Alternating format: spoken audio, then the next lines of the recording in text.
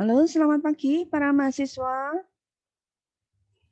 Selamat pagi, Bu. Nah, siap untuk kuliah? Siap, Bu. Siap, Bu. Saya nggak nanya sudah mandi apa belum, semoga sudah mandi semua. Kita sudah lama nggak berdoa bersama ya. Kita doa dulu yuk, supaya apapun aktivitas kalian nanti, termasuk kuliah kita pagi hari ini sampai siang nanti, kalian beraktivitas boleh menjadi sarana untuk kita mengembangkan diri dan memuliakan Tuhan. Elizabeth, yuk dipimpin doa. Baiklah, Bu. Teman-teman, marilah kita berdoa. Dalam nama Bapa dan Putra dan Roh Kudus. Amin. Amin. Selamat pagi ya Tuhan. Terima kasih atas berkat dan rahmat-Mu pada hari ini, sehingga kami dapat berkumpul untuk melaksanakan kuliah. Semoga Kau berkati kuliah ini, semoga dapat berjalan lancar, dan semoga materi yang diberikan Bu Purna dapat menjadi bekal kami di masa depan.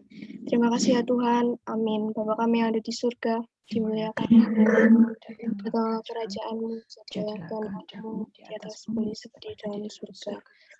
Berilah kami rezeki pada hari ini dan ampunilah kesalahan kami, seperti kami pun mengampuni yang bersalah kepada kami. Dan jangan masukkan kami ke dalam pencobaan, tetapi bebaskanlah kami dari yang jahat. Amin. Amin.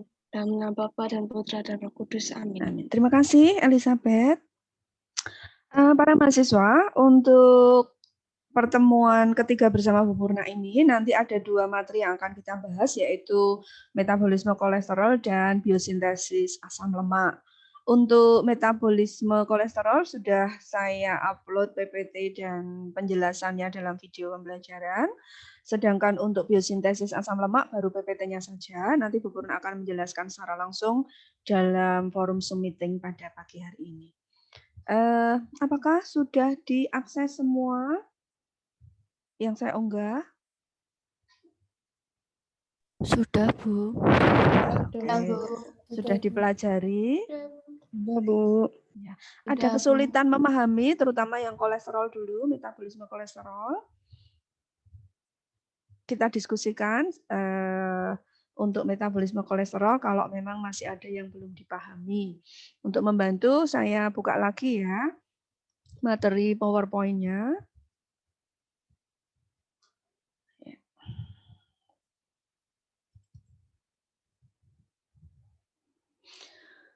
Ya.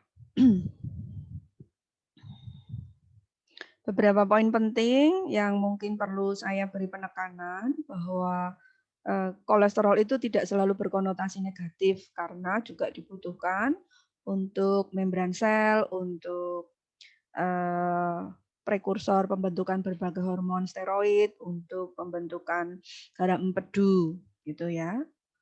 Jadi jangan terbawa oleh orang awam yang tidak mempelajari mengenai metabolisme lipid. Kalau bicara kolesterol itu selalu konotasinya negatif. Lalu kekasannya bahwa tubuh itu bisa sintesis de novo, jadi membuat kolesterol baru dari asetil-CoA yang kemarin kita pelajari itu diperoleh dari pemecahan asam lemak. Ya. Itu kemudian lokasi atau lokus terjadinya biosintesis kolesterol ini berbeda dengan yang kemarin sudah kita pelajari dalam metabolisme asam lemak, beta oksidasi yang bisa terjadi di mitokondria dan juga pada peroksisom. Ya. Kalau untuk kolesterol ini sintesisnya terjadi pada retikulum endoplasma dan sitosol. Ya. Oke. Baik, saya beri kesempatan untuk bertanya dulu apabila saat kalian mempelajari materi yang sudah saya upload beberapa hari sebelumnya itu ada kesulitan. Kalau videonya baru tadi malam ya. Oke. Oke, jadi ini bahan dasarnya asetil-CoA. Ya. Kemudian tahap pertama itu perubahan asetil-CoA menjadi mevalonat. Nah, kalau sudah terbentuk mevalonat ini merupakan tahap pasti akan berlanjut ke pembentukan kolesterol karena reaksinya tidak bisa balik kembali ke asetil-CoA ketika sudah terbentuk mevalonat. Ya. Kemudian tahap selanjutnya pembentukan unit-unit isoprenoid ya, yang nanti akan digabung-gabungkan menjadi squalen dan terakhir menjadi kolesterol. Ya. Ini ya, jadi semula asetil-CoA C2, lalu membentuk mevalonat, isoprenoid dengan 6 atom C, ya. Kemudian 6 unit isoprenoid itu bergabung-gabung membentuk squalen, ya, squalen. Lalu squalen nanti mengalami proses ada di sini dekarboksilasi, kehilangan CO2, ya, kemudian ada proses isomerasi, ya, lalu kemudian ada proses reduksi. Pada akhirnya produk akhirnya berupa kolesterol dengan jumlah atom C. Berapa jumlah atom C pada kolesterol?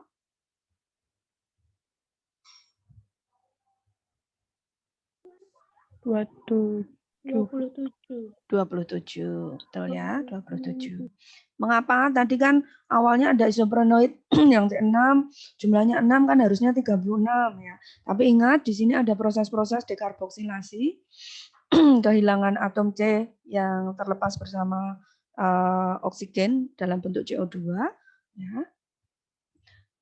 Maka di sini produk akhirnya berupa kolesterol. C27 itu panjang sekali, jadi kolesterol itu merupakan makromolekul gitu ya, karena atom C-nya panjang, senyawa organik yang atom C-nya panjang. Ya. Oke. Nah, sampai saat ini mamalia, termasuk juga manusia, itu nampaknya tidak ada enzim yang bisa memanfaatkan energi yang ada di dalam senyawa kolesterol ini. Tidak ada enzim yang bisa memecah menjadi molekul-molekul lebih kecil dan melepaskan energi yang bisa dimanfaatkan. Jadi kolesterol itu sekali terbentuk ya nanti pengeluarannya hanya melalui pembentukan asam pedu atau diubah menjadi hormon steroid atau menjadi komponen dari membran sel.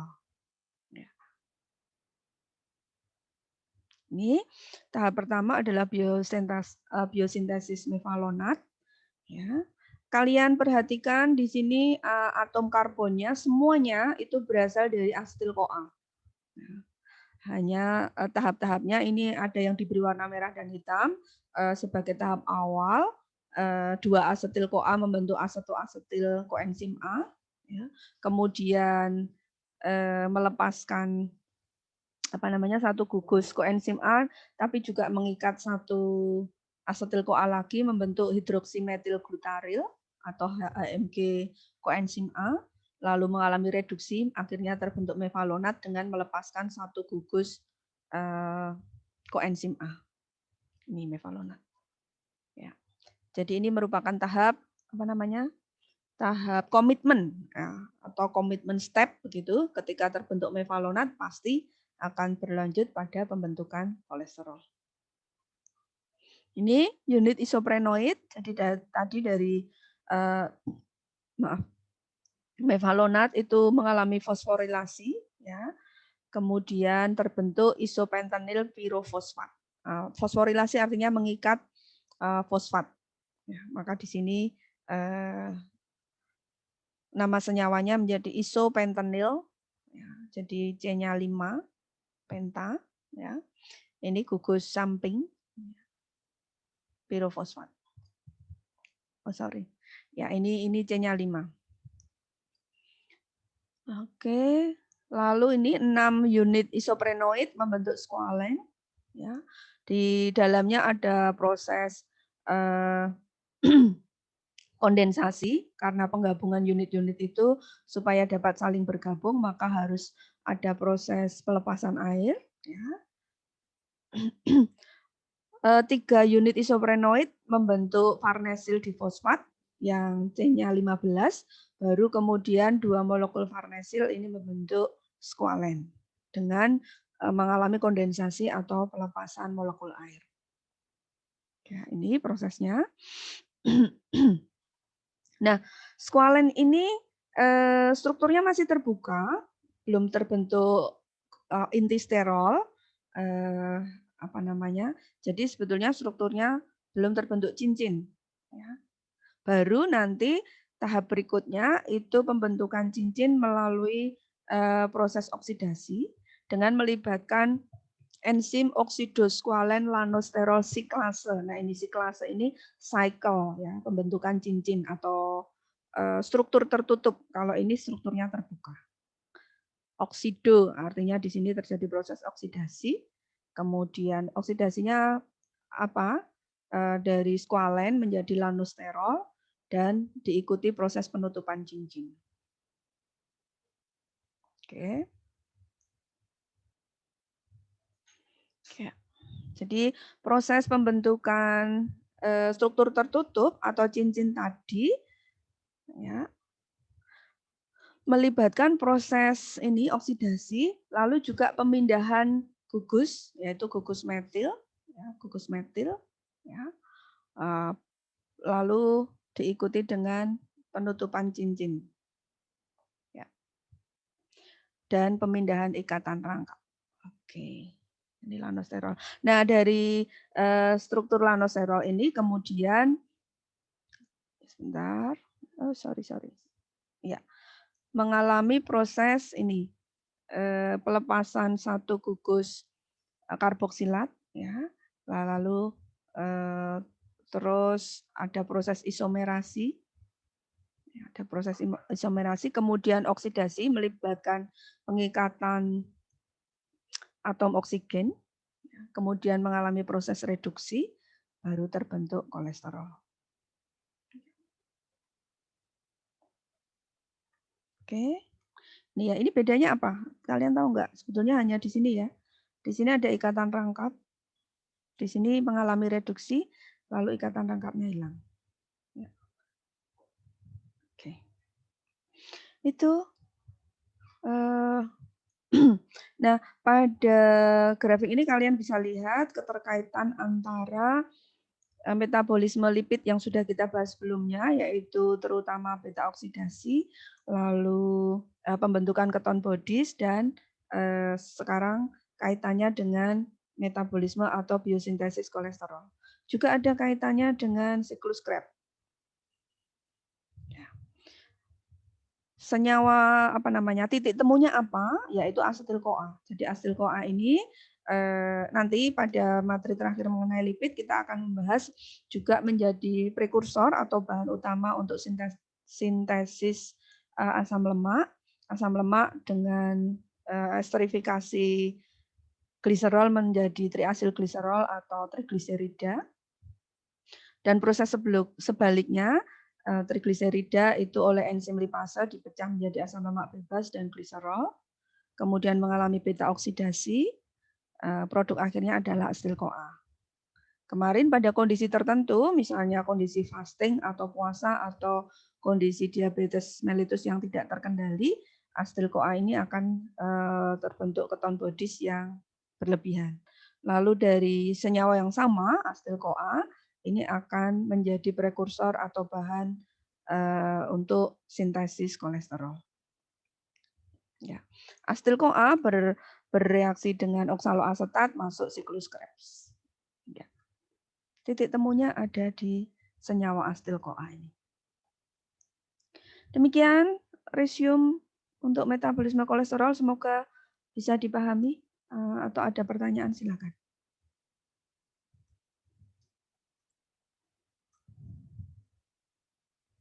Ada?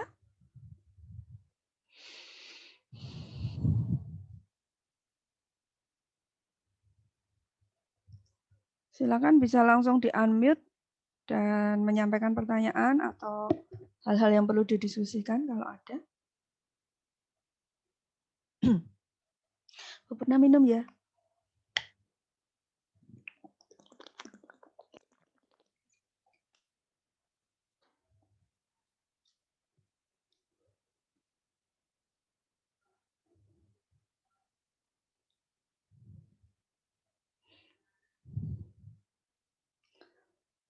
Halo? Are you there? Iya, Bu. Ya, Bu. Ya, Ya, Bu. ini diam saja itu sudah jelas banget atau enggak dong banget gitu.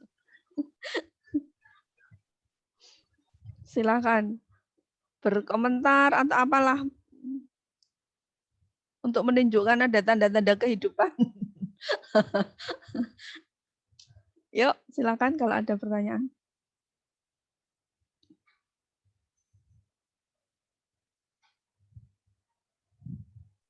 Bu, saya mau tanya, Silakan. kalau biasanya kan kelebihan kolesterol itu kan tidak baik. Nah, apakah kalau kelebihan kolesterol terus menyebabkan atau berdampak ke, maksudnya kayak penyakit lain gitu loh Bu, kayak berpengaruh kepada organ lain, terus menjadi kayak performa dalam organnya itu menurun, itu berpengaruh besar atau bagaimana ya Bu? Ya, itu nanti sebetulnya dibahas di gangguan metabolisme lipid ya. Saya harapkan ada kelompok yang memilih gangguan metabolisme kolesterol ini. Pasti ya, pasti karena itu nanti kaitannya dengan tadi pada awal perkuliahan sudah saya sampaikan bahwa kolesterol yang berlebihan itu berkaitan dengan penyakit kardiovaskular, ya, berkaitan dengan pembuluh darah, jantung dan sebagainya. Nah, saya harapkan justru itu nanti kalian akan mendiskusikan dalam dua pertemuan yang khusus membahas mengenai gangguan metabolisme energi dan zat gizi makro. Apakah sudah dibagi materinya? Nanti PJ bisa mengecek untuk masing-masing kelompok, segera mengajukan topiknya ke PJ untuk dicek supaya tidak ada kesamaan antara masing-masing kelompok.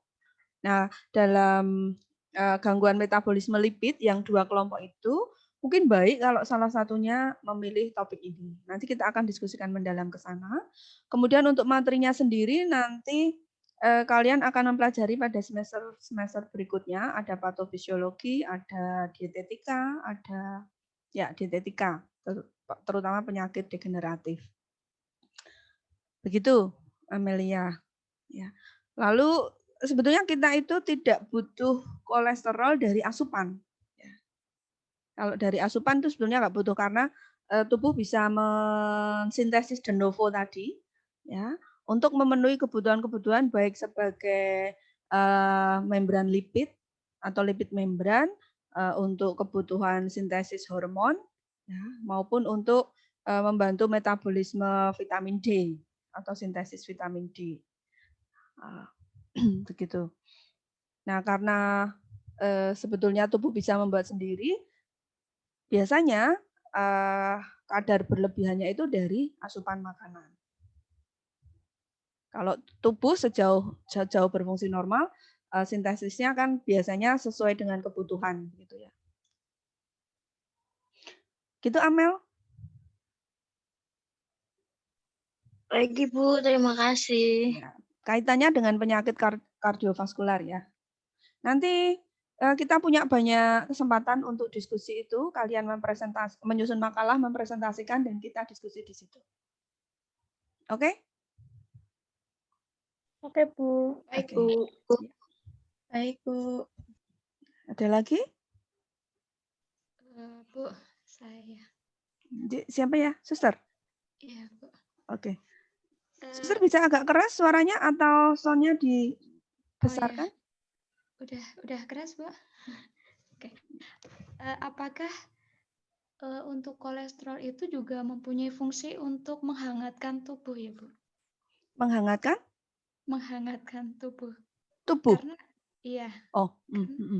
Karena kalau yang kayaknya udah orang yang kurang, itu tuh kayak mudah kedinginan gitu.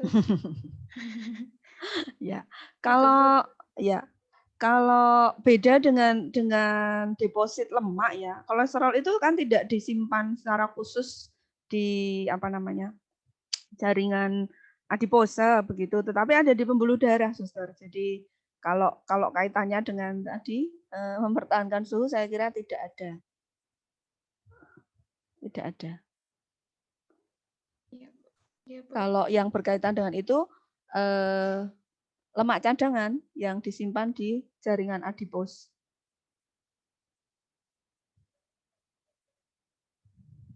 Ya, jadi kolesterol itu kan organ yang terlibat di dalamnya kan pembuluh darah, lalu nanti di hati ya, baik untuk metabolisme maupun untuk produksinya. Produksi kolesterol bisa juga di sel-sel lain yang sudah saya jelaskan di situ, sel-sel yang apa namanya nukleatik sel, jadi sel yang punya inti. Jadi ada di usus halus, lalu di hati, dan di sel-sel lain yang tadi punya nukleus. Itu yang bisa mensintesis kolesterol. Tapi hasilnya nanti di bawah itu ke perifer pembuluh darah, lalu nanti dari perifer dikembalikan ke kolesterol, ke apa liver. Tidak disimpan di jaringan, tidak disimpan di sel-sel. Karena sel nggak butuh untuk energi, tidak bisa dimobilisasi untuk menghasilkan energi, hanya untuk menyusun membran sel. Begitu, Suster? Oke, Bu. Terima kasih, Bu. Ya.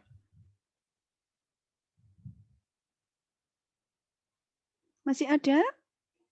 Kalau tidak, kita beralih ke biosintesis asam lemak. Mari, kalau masih ada, mungkin satu pertanyaan lagi.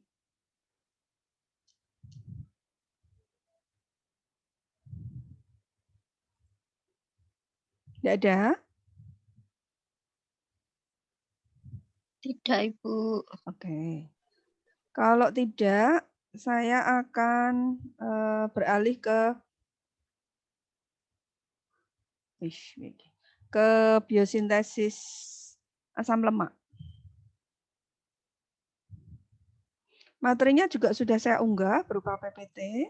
Nah, sekarang mari kita ikuti penjelasannya bagaimana biosintesis asam lemak ini sebagai materi terakhir itu dalam tanda petik ya, karena sebetulnya nanti kalian masih harus mempelajari gangguan metabolismenya, tetapi dalam penugasan.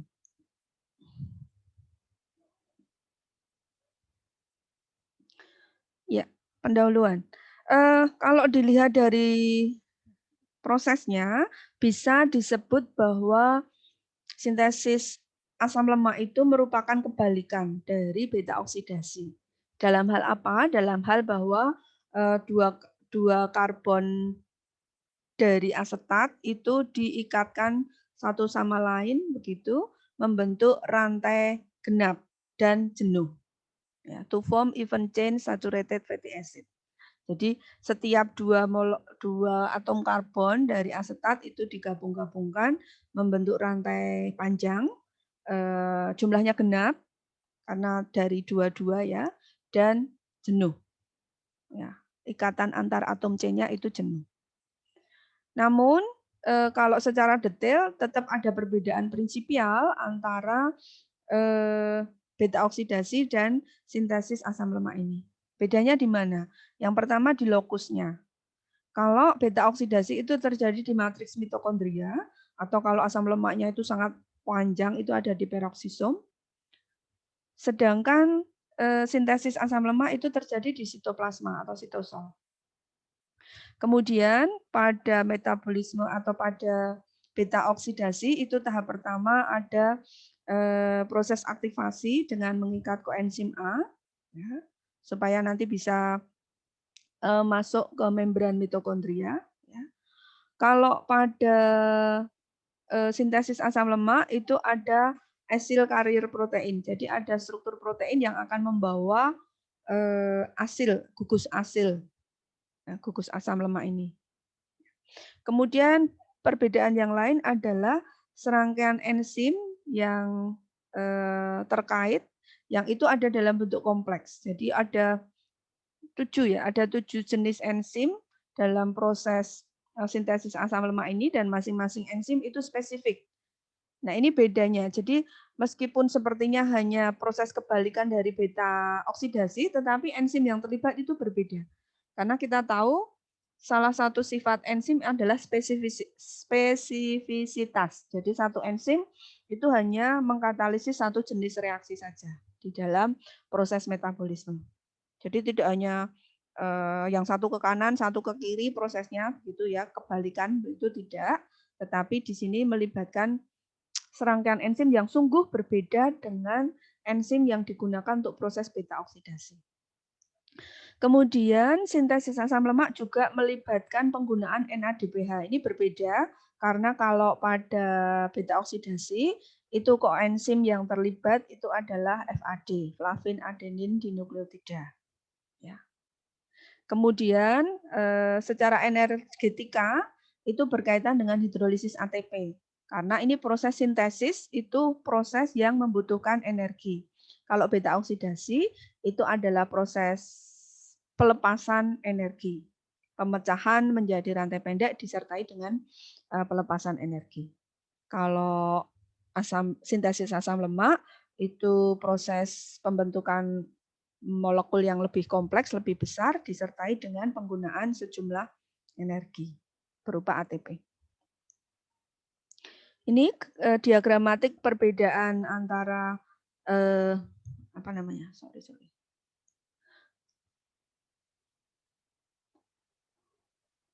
Nah, perbedaan antara biosintesis dan beta oksidasi asam lemak.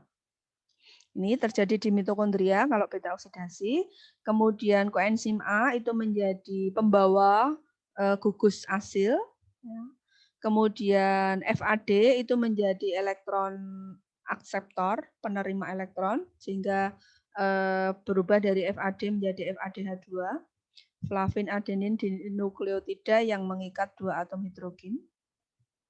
Meskipun senyawa-senyawa yang terbentuk itu sama. Jadi ada enoil-CoA, lalu ada hidroksiasil, lalu ada ketoasil, tetapi karena di sini gugus pembawanya koenzim A, sedangkan di biosintesis itu gugus pembawanya adalah apa tadi? Acyl carrier protein ya, ACP. Maka di sini enzimnya juga berbeda dan melibatkan koenzim yang berbeda pula. Ya.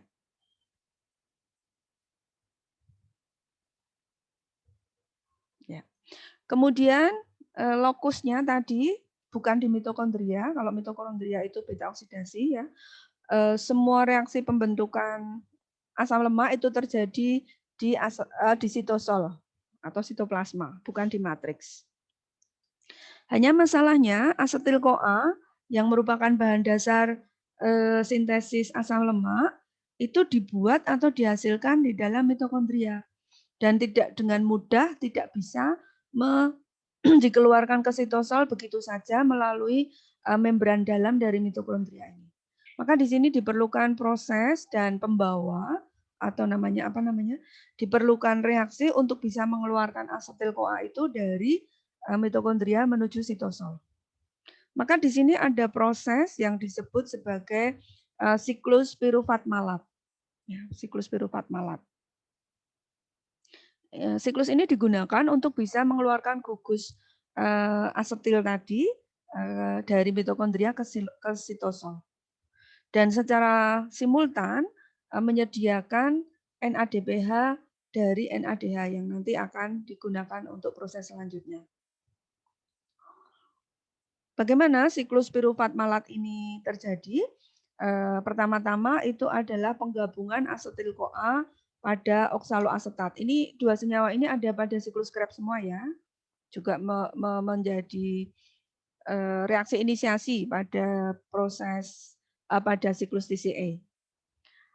Apa senyawa yang terbentuk yaitu sitrat. Ya, kalian cek lagi di siklus Krebs.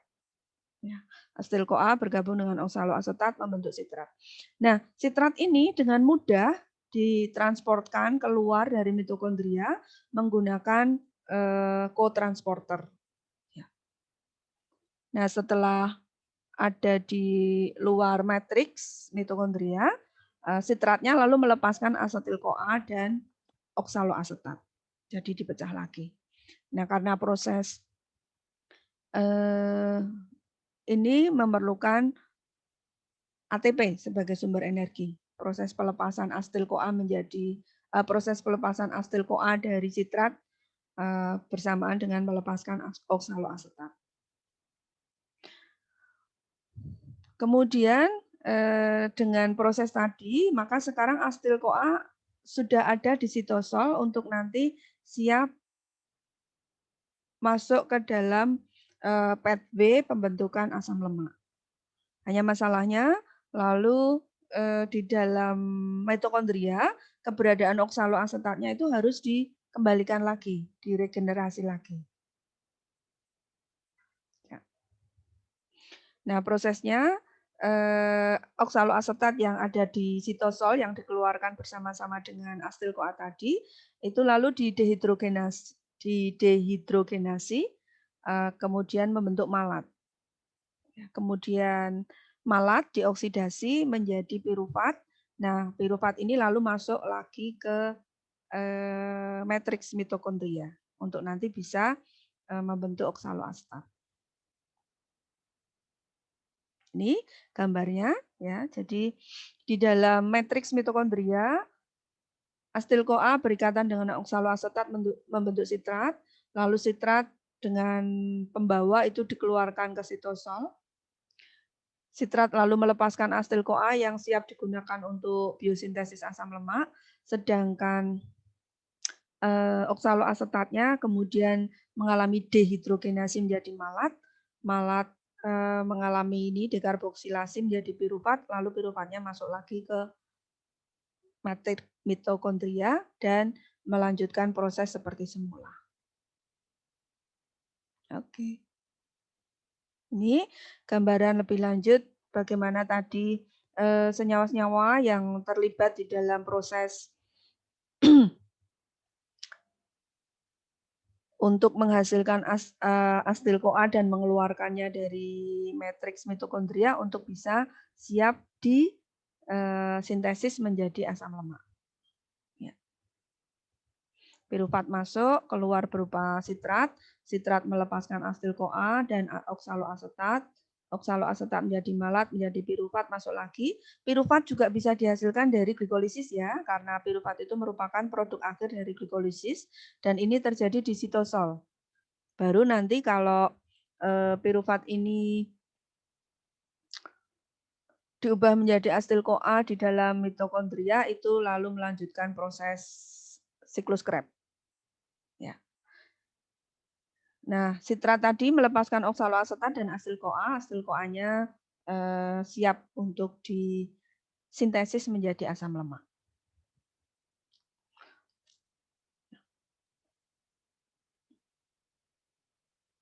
Di sini juga digambarkan bahwa pembentukan asam lemak itu juga asal-usulnya bisa dari glukosa. Ya, glukosa. Yaitu ketika melalui jalur pentosa fosfat, ya, ketika proses atau pathway pentosa fosfat itu lebih intensif, maka NADPH yang terbentuk akan semakin banyak dan ini akan mendorong terjadinya biosintesis asam lemak. Jadi mekanisme di dalam tubuh untuk mengubah satu substrat atau senyawa menjadi senyawa lain untuk berbagai proses yang itu saling berkaitan satu sama lain. Baik metabolisme karbohidrat, protein maupun lemak itu ada titik singgungnya, ada titik temunya di situ. Oke. Kita lihat tahap-tahapnya. Ya, tahap pertama adalah karboksilasi asetil-CoA membentuk malonil-CoA. Jadi ini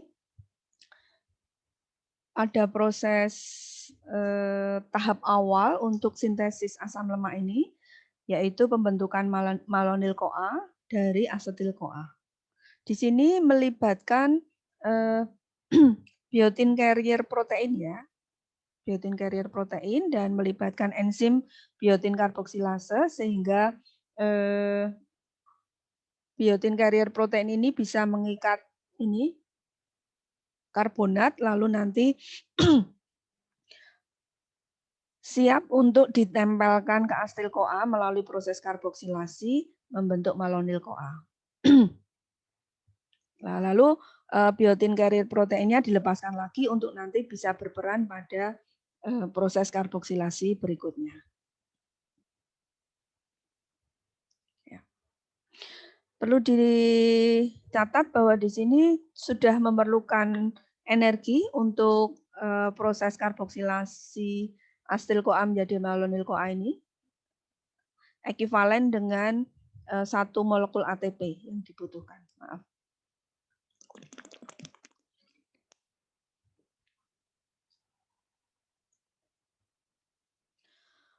Pembentukan malonyl-CoA ini, malonyl coenzim A ini merupakan tahap komitmen. Jadi ketika terbentuk malonyl-CoA dari asetil-CoA, pasti akan dilanjutkan dengan pembentukan asam lemak. Ya. Seperti tadi, proses perubahan asetil-CoA menjadi mevalonat tadi juga merupakan komitmen step untuk pembentukan kolesterol. Kemudian proses atau tahap pertama perubahan asetil-CoA menjadi malonyl-CoA ini membutuhkan biotin, tergantung pada ketersediaan biotin. Kemudian ini distimulasi oleh sitrat, ya, sitrat karena tadi sitrat itu kan hasil reaksi reaksi penggabungan antara asetil-CoA dan oksaloasetat. Maka pada kondisi di mana sitosol itu banyak terdapat sitrat, maka proses sintesis asam lemak akan meningkat. Kemudian proses ini juga diatur oleh glukagon dan diaktifasi oleh adanya insulin.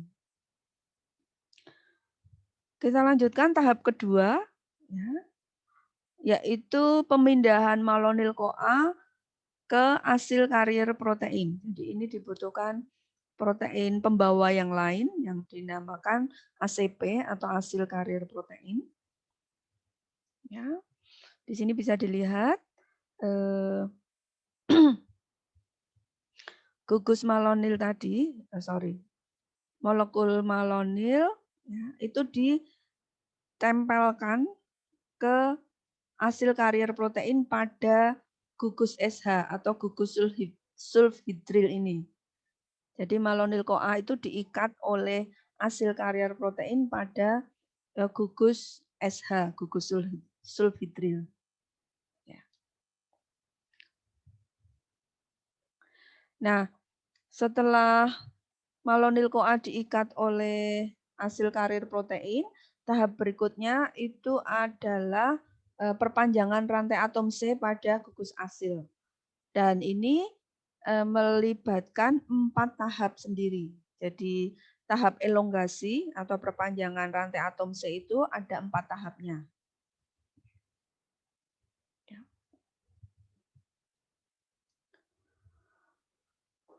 Yang pertama itu tahap kondensasi. Tahap kondensasi dengan melepaskan molekul CO2. Nah, di sini lalu malonyl-CoA, malonyl yang terikat oleh ACP tadi bisa mengikat gugus asetil yang terikat pada asam amino sistein. Maka terbentuk asetoasetil yang terikat pada asil karier protein.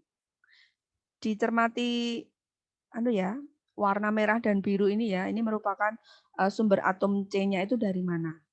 Kalau malonyl ACP tadi kan berasal dari asetil-CoA. Lalu di sini ada yang berwarna biru ini, yang ini akan menyebabkan perpanjangan karena ini lalu diikat oleh malonyl ACP membentuk asetoasetil. Ya. Jadi yang semula atom C-nya berapa ini 3 lalu menjadi 4. Karena ada yang dilepaskan dalam molekul CO2.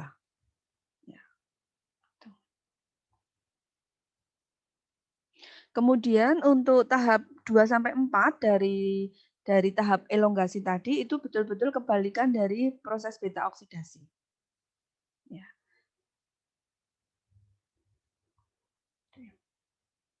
Nah, ini proses lengkapnya seperti ini.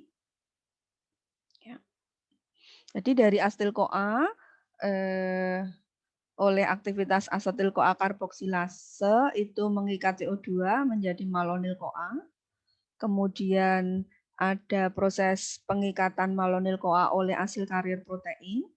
Ya. Lalu ini proses elongasi, sampai nanti terjadi perpanjangan rantai, ketambahan berapa ini? 1, 2, 3, ketambahan 1. Nah, hasilnya berupa fatty acid yang terikat pada asil karier protein itu akan menjadi mengulang lagi proses pengikatan malonil-CoA tadi. Sehingga nanti lama-lama atom C-nya akan bertambah panjang. Ya, ini. Ini reaksi keseluruhannya seperti ini. Ya. Dalam hal ini contohnya adalah sintesis asam lemak palmitat. C-nya berapa? 16 ya. Palmitat. Nah, tadi pada awal perkuliahan Bu pernah sebutkan perbedaan antara proses beta oksidasi dan biosintesis asam lemak adalah pada adanya kompleks enzim yang berperan di dalam proses biosintesis asam lemak ini. Ada 7 enzim dan masing-masing punya peran sendiri-sendiri. Ya. Ada 7 enzim. Ada asetil-CoA, asil carrier protein transasetilasi. Ya. Kemudian ada beta ketoasil asil carrier protein sintase. Sintase itu mensintesis ya. Kalau transasetilasi itu memindahkan gugus asetil. Ya, kemudian ada malonil-CoA asil carrier protein transferase. Ini juga memindahkan. Beta ketoasil ACP reduktase, mereduksi, ada proses reduksi. Ya. Kemudian beta hidroksiasil ACP dehidratase, ini ada proses kondensasi, ini removes molekul air ya dari beta hidroksiasil ACP dan menyebabkan pembentukan ikatan rangkap. Kemudian ada enoil ACP reduktase, ini proses reduksi. Ya. Nah, ini tidak termasuk kompleks, yang terakhir ini tidak termasuk kompleks enzim. Ya. Ini lebih kepada, artinya termasuk di dalam kompleks enzim, tetapi tidak ada perubahan struktur dari senyawa, karena ini hanya mengeluarkan palmitat sebagai produk tadi, melepaskan atau membebaskan asam lemak palmitat yang terbentuk dari proses biosintesis asam lemak.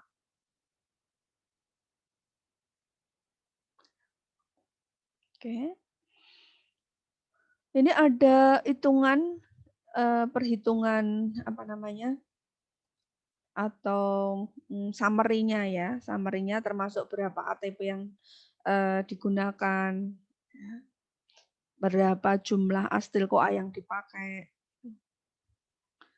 Ya. Untuk sintesis palmitat tadi dibutuhkan 7 asetil-CoA, 7 CO2 dan 7 ATP. Ya.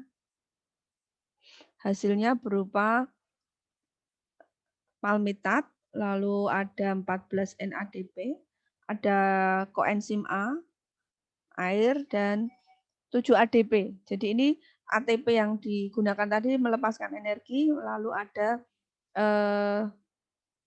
produk akhirnya itu 7 ADP dan 7 fosfat anorganik. Ya, karena ini ada proses pelepasan energi dan tadi perubahan ATP menjadi ADP. Nah, faktor apa saja yang mengatur biosintesis asam lemak ini atau lipogenesis ini? Sorry.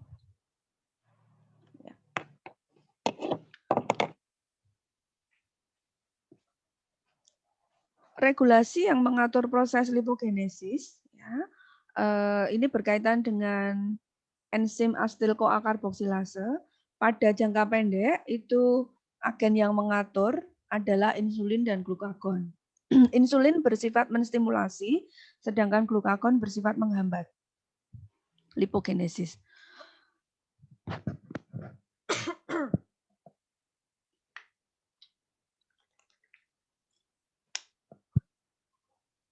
Kemudian pada jangka panjang, misalnya berkaitan dengan diet tinggi karbohidrat, rendah lemak, itu akan meningkatkan sintesis atau meningkatkan aktivitas enzim untuk sintesis atau memacu lipogenesis.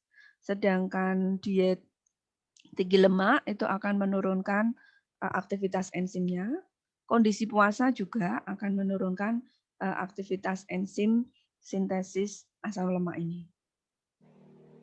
Kemudian yang berkaitan dengan asam fatty acid sintase atau enzim yang berkaitan dengan sintesis asam lemak, sama untuk diet tinggi karbohidrat rendah lemak itu akan meningkatkan aktivitas enzim fatty acid sintase sehingga lipogenesis akan semakin tinggi. Kemudian diet tinggi lemak itu akan menurunkan aktivitas enzim fatty acid sintase. Demikian pula kondisi puasa.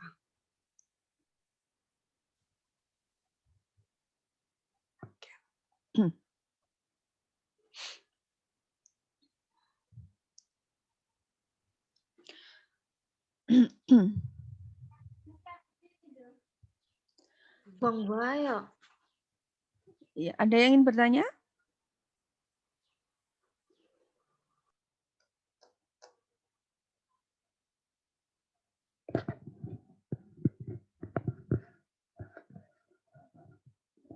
Nah, ini kondisi-kondisi yang berkaitan dengan lipogenesis, ya.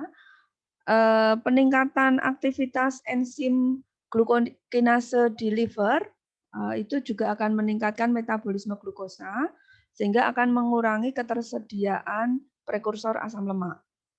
Kemudian kalau ketersediaan asam lemak turun,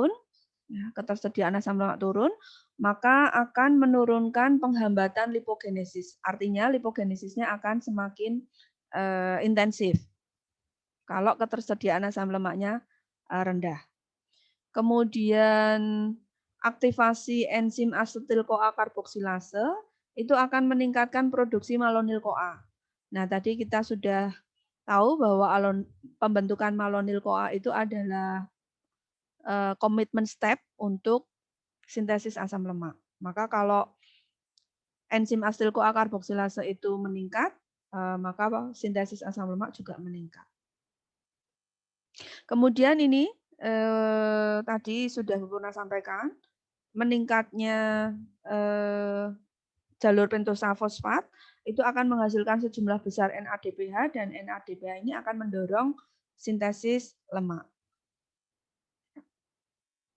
Oke.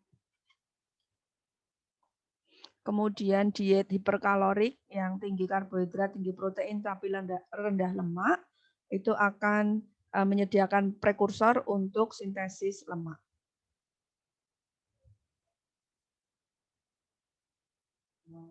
Sekarang bagaimana dengan asam-asam lemak yang rantainya sangat panjang? Ya, yang rantainya sangat panjang. Kalau tadi sampai proses elongasi sampai C16 itu terjadi di sitosol, maka kalau sintesis asam lemak yang rantainya sangat panjang itu terjadi di organel retikulum endoplasma. Ya.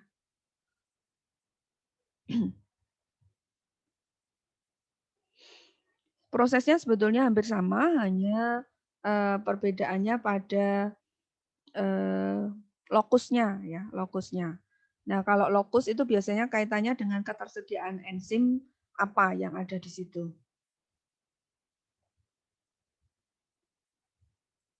Ya, jadi ini kalau pada proses elongasi atau perpanjangan untuk pembentukan asam lemak rantai panjang yang terjadi di retikulum endoplasma itu dikatalisis oleh ini namanya sistem enzim mikrosomal fatty acid elongase. Ya, prosesnya similar dengan yang terjadi pada sintesis asam lemak tadi. Ini. Kemudian tubuh juga bisa membuat asam-asam lemak tak jenuh, maka di sini ada proses desaturasi. Jadi ikatan karbon dalam asam lemak yang semula jenuh, itu lalu ada ikatan rangkapnya. Ya.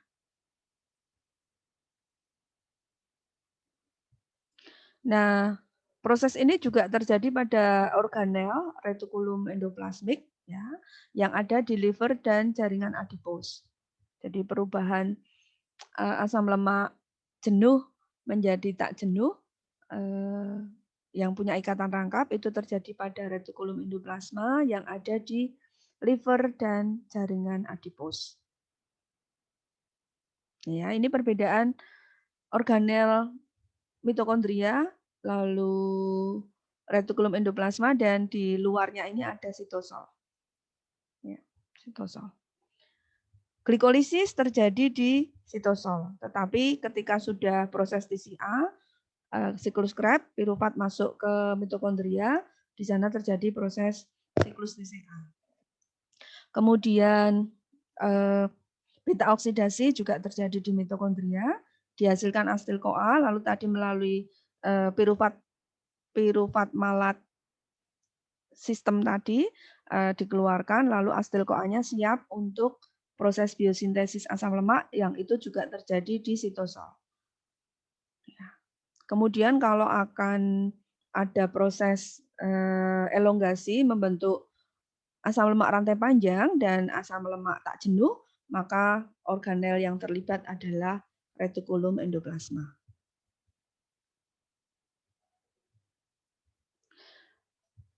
Asam lemak yang dihasilkan itu lalu nasibnya bagaimana? Ya, lalu ini masih ada kelanjutannya, yaitu sintesis triasilgliserol atau trigliserida. Maka harus tersedia gliserol sebagai apa namanya nanti yang mengikat asam-asam lemak bebas yang dihasilkan sehingga terbentuk triasilgliserol atau trigliserida. Gliserolnya berasal dari mana? Gliserolnya ini berasal dari proses glikolisis glukosa. Ya, di sana terbentuk DHAP atau dihidroksiaseton fosfat. Nanti kalian cek lagi ya proses glikolisis. Jadi ada senyawa intermediate ya sebelum nanti produk akhirnya berupa pirufat itu ada dihidroksiaseton fosfat.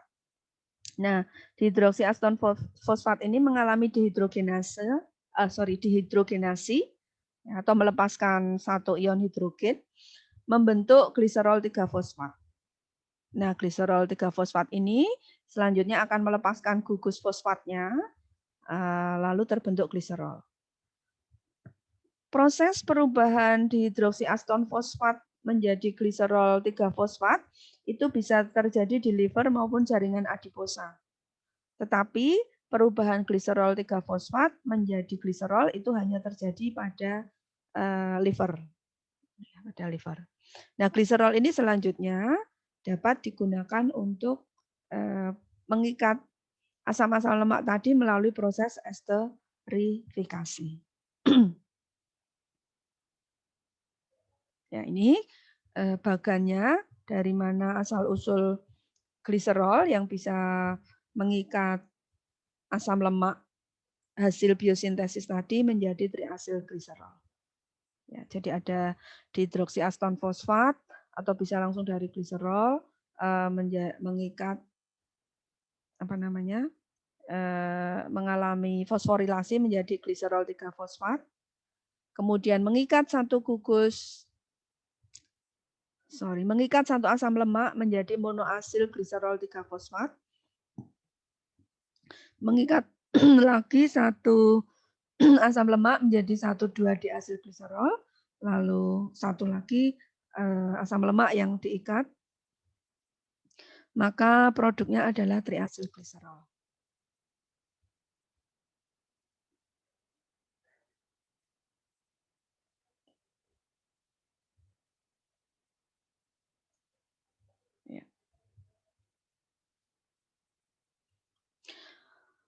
Tadi untuk bisa diikat oleh gliserol, maka asam lemak itu harus diaktifasi dengan mengikat koenzim A.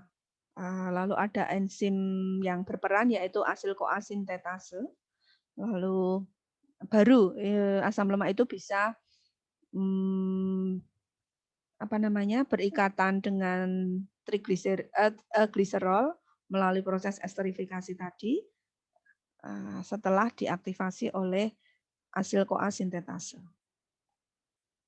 Kemudian nasib trigliserida yang terbentuk bagaimana? Ya, nah, trigliserida yang terbentuk ini disimpan sebagai di dalam jaringan adiposa sebagai lemak cadangan.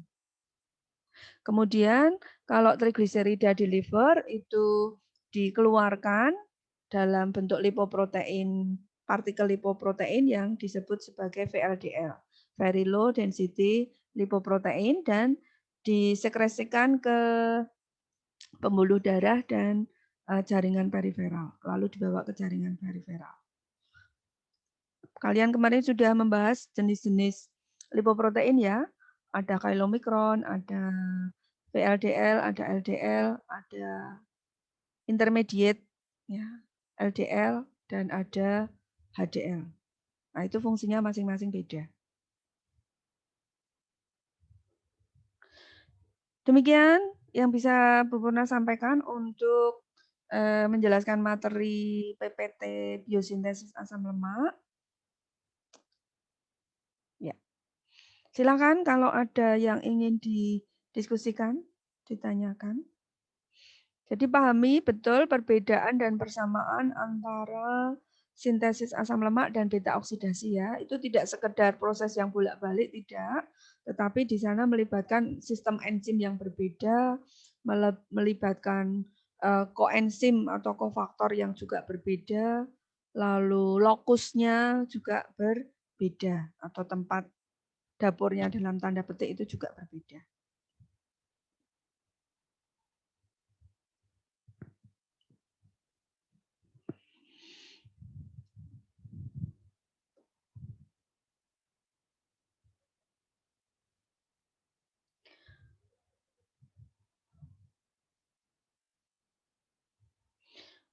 Oke, silakan para mahasiswa.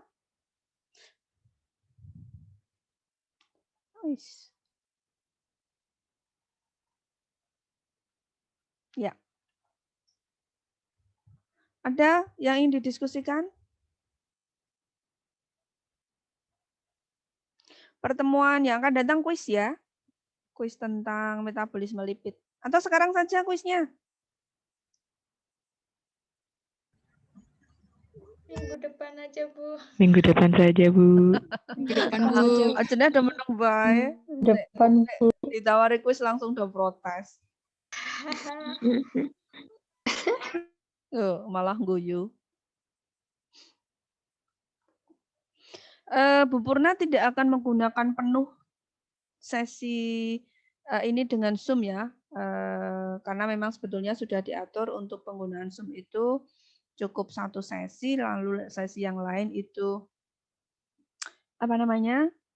self-directed learning gitu. Nah, sekarang ini benar nggak ada pertanyaan, nggak ada diskusi? Saking nggak jelasnya atau sudah sangat jelas?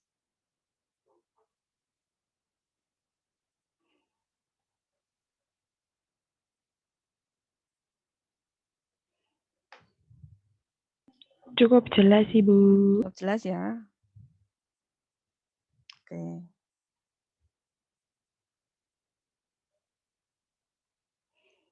Gabriela, Elizabeth, Tasya, Amelia, Nilo, Lucia Anggi, Priscilla, Josephine, Teresia, Angela Berlian, Yohana, Suster Lauren, Ateng, Francisca, Katrina, Maria Kurniati. Masuk semua ya ini? Atau enggak? Oh, ada yang enggak masuk ini. Siapa ya Dias yang enggak masuk? Tadi masuk semua, Bu. Masuk semua, Bu. Tapi kayaknya ada yang keluar, Bu. Sinyal mungkin, Bu. Oh gitu. Soalnya Iya. hanya 40 ya? Iya, ini kayaknya Feby, Bu, ngechat di grup. Oh gitu. Oh ya, Feby ya. Tadi Feby kayaknya juga ada, saya tadi sudah sempat lihat. Iya, Feby, Bu. Oke.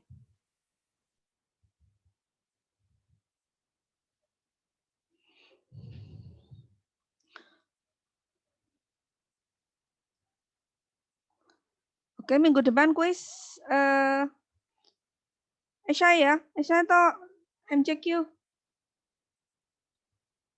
MCQ aja, Bu. MCQ aja, Bu. Sukanya Iya, kok Bu. diberi pilihan, Bu, membuat pilihan itu. Tapi yang gampang, Bu.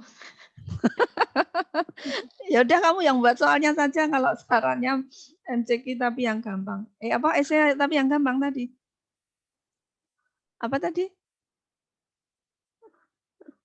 Siapa tadi yang usul?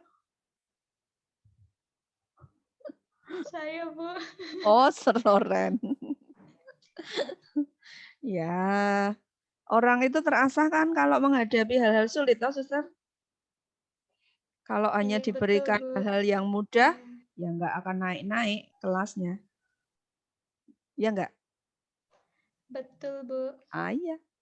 Makanya kalau diberi soal yang sulit, jangan ngeluh, karena justru dari situ kalian akan diasah. Ya.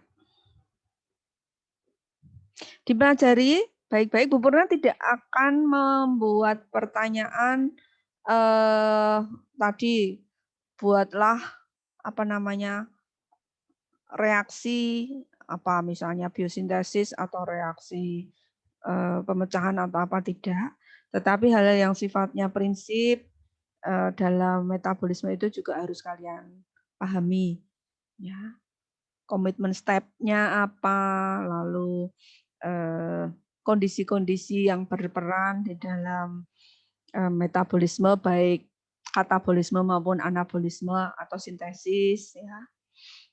Itu harus kalian pahami betul. Ya. Beberapa mungkin ada senyawa-senyawa yang perlu bukan hafalkan ya, tapi dimengerti dengan betul-betul karena ya itu nanti akan dibawa terus pada mata kuliah selanjutnya.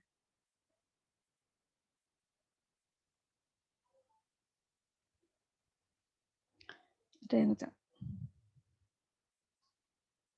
Ya.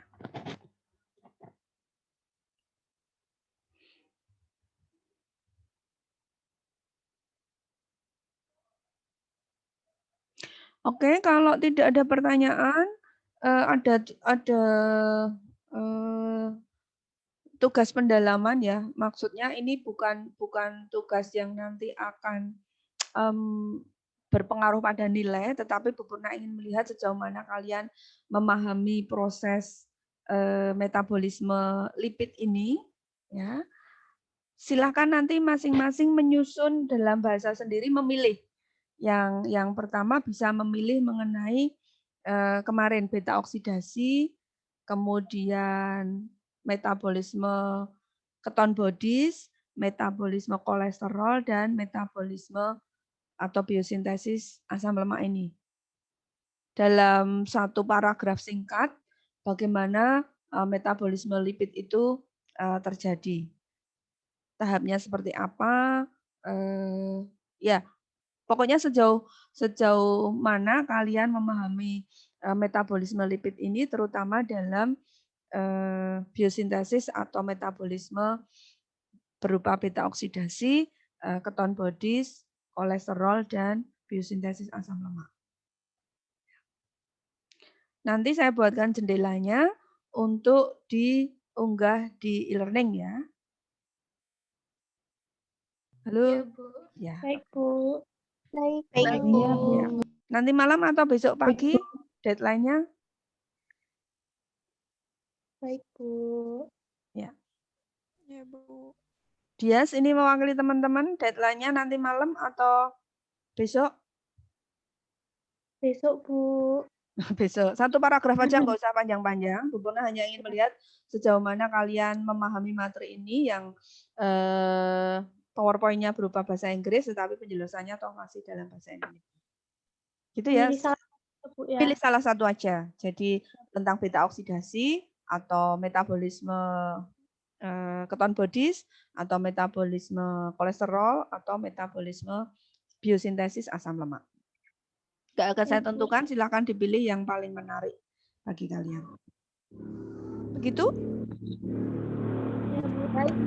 Baik. Oke, Bu. Terima kasih. Masih ada waktu, silakan kalian belajar secara mandiri, sekitar masih ada 40 menit, 30 atau 40 menit. Kalian pahami betul-betul, lalu coba disusun tadi dalam bahasa kalian sendiri, bagaimana metabolisme lipid itu terjadi di dalam tubuh kita. Terima kasih, pertemuan saya akhiri. Selamat pagi, selamat beraktivitas, selamat melanjutkan aktivitas, selamat belajar mandiri. Terima kasih ya. Terima kasih, Bu. Terima Sehat kasih, selalu, Bu. Bu. Sehat selalu. Pagi. Terima kasih, Bu. Sehat Terima selalu. kasih, Bu. Terima kasih, Bu. Jaga Terima kasih, Bu. kesehatan. Tuhan memberkati. Ya. Sehat. Yang mandi silakan mandi, sarapan. Ya, Bu. Terima kasih, Bu. Selamat pagi. Selamat pagi. Sehat selalu. Sehat selalu. Yuk.